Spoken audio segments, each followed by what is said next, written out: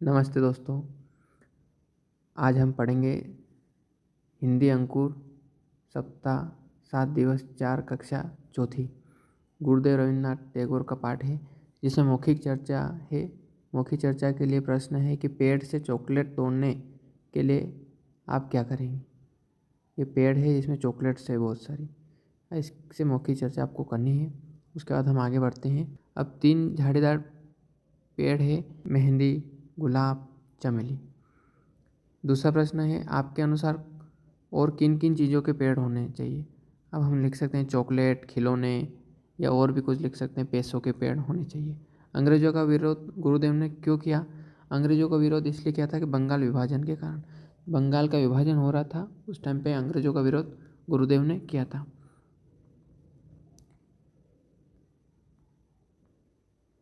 चौथा प्रश्न है, शांति निकेतन में विद्यालय में बच्चे किस तरह के वातावरण में शिक्षा प्राप्त करते थे। तो बच्चे वहाँ पे प्राकृतिक वातावरण में स्वतंत्रता के साथ शिक्षा प्राप्त करते थे।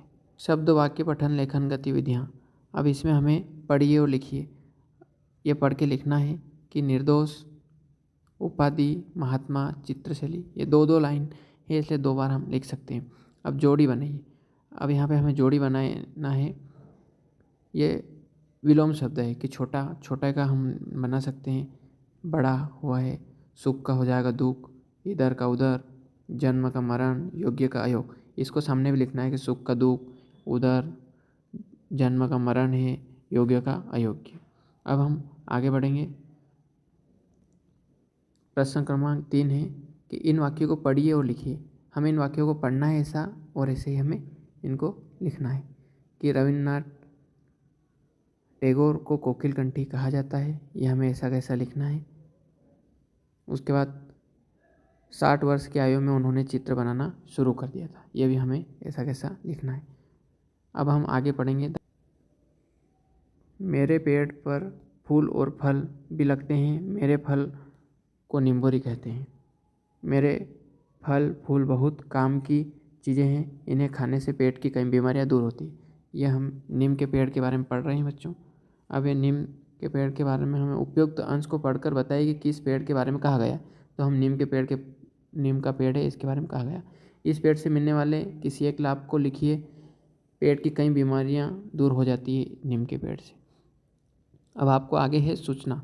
ये सूचना पढ़नी है कि 5 जून विश्व पर्यावरण दिवस पर पेड़ और हम विषय पर निबंध लेखन प्रतियोगिता होगी। अब इसके बारे में प्रश्न है कि यह सूचना किस विषय से संबंधित है। पेड़ और हम विषय है, उसको हम लिखना है। 5 जून को पर्यावरण दिवस है, उसके ऊपर। और पेड़ों की कटाई से पर्यावरण को क्या नुकसान हो सकता है। तो पेड़ों की कटाई से पर्यावरण को नुकसान में हम एक पॉइंट लिख सकते हैं, ऑक्सीजन की कमी हो जाएगी, पेड़ों की भी कमी हो जाएगी, पर्यावरण दूषित हो जाएगा हमारा वायुमंडल। और शिक्षक द्वारा बोले गए शब्दों में लिखेंगे, आज हम मेले जा रहे हैं।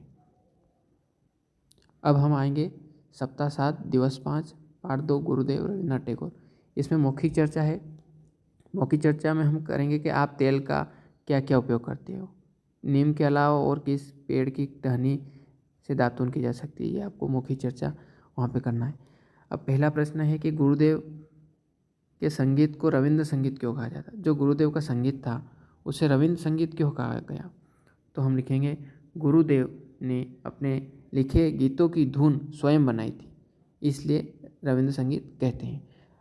अब पाठ्य पुस्तक के प्रश्न क्रमांक 4 एवं 5 चित्रों को देखिए और लिखिए।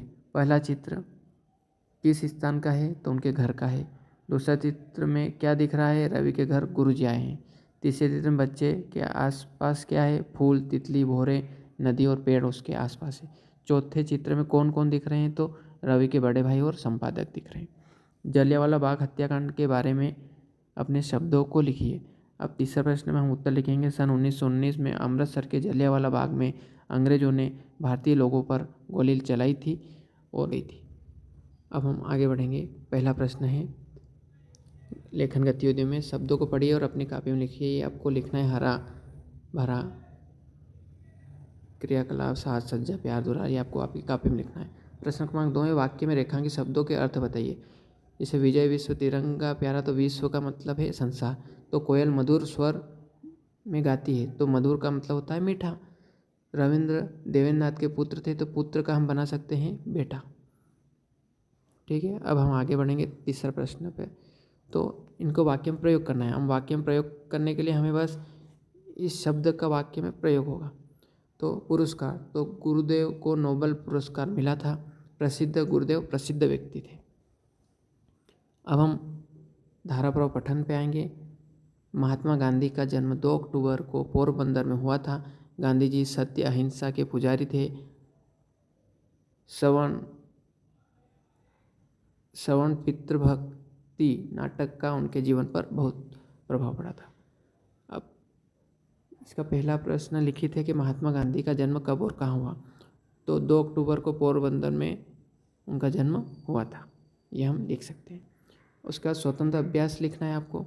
स्वतंत्र अभ्यास में ये सूचना है, सूचना को आपको पढ़ना है। उसके बाद सूचना का पहला प्रश्न है, सूचना के अनुसार विद्यालय में किस पत्रिका का प्रकाशन हो रहा है। तो यहाँ पे लिखा है नटखट पत्रिका का प्रकाशन। तो नटखट पत्रिका, छात्र अपनी रचनाएं या चित्र प्रकाशित करवाने के लिए क्या करेंगे। तो हम लिख सकते हैं कि रचनाएं कक्षा शिक्षक को जमा करेंगे। जो भी बच्चे रचनाएं लिखेंगे वो कक्षा शिक्षक को जमा कर देंगे। उसके बाद है शिक्षक द्वारा बोले गए शब्द। तो शिक्षक द्वारा बोले गए शब्द हम लिखेंगे आज हम पुस्तक पढ़ेंगे।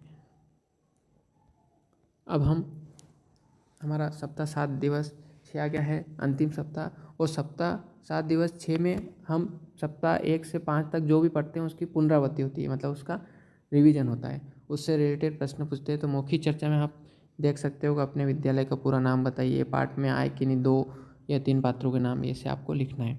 अब हम आगे बढ़ेंगे इसमें कि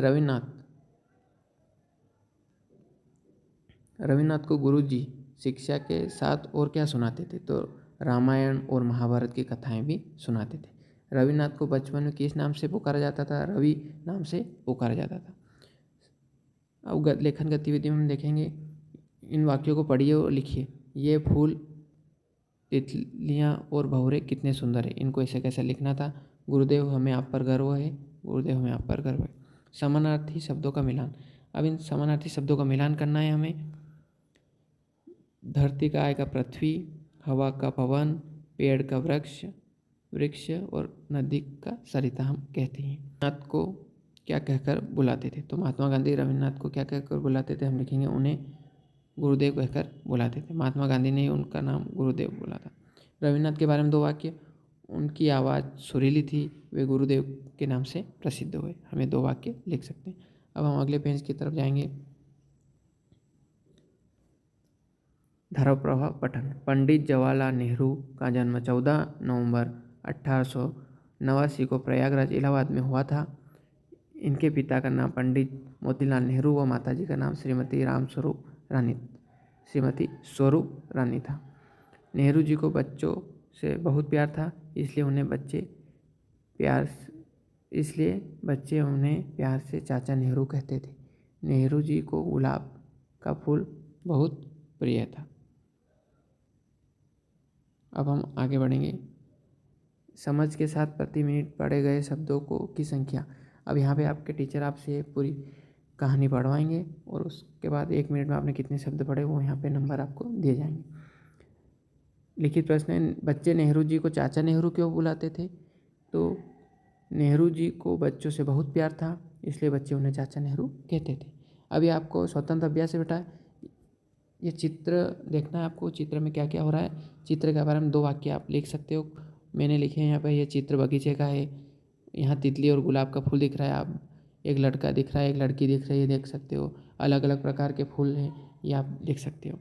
अब शिक्षक द्वारा बोले गए शब्द में हमारे देश की राजधानी नई दिल्ली है, इससे हम हमारे देश की राजधानी के बारे में पता कर पाए।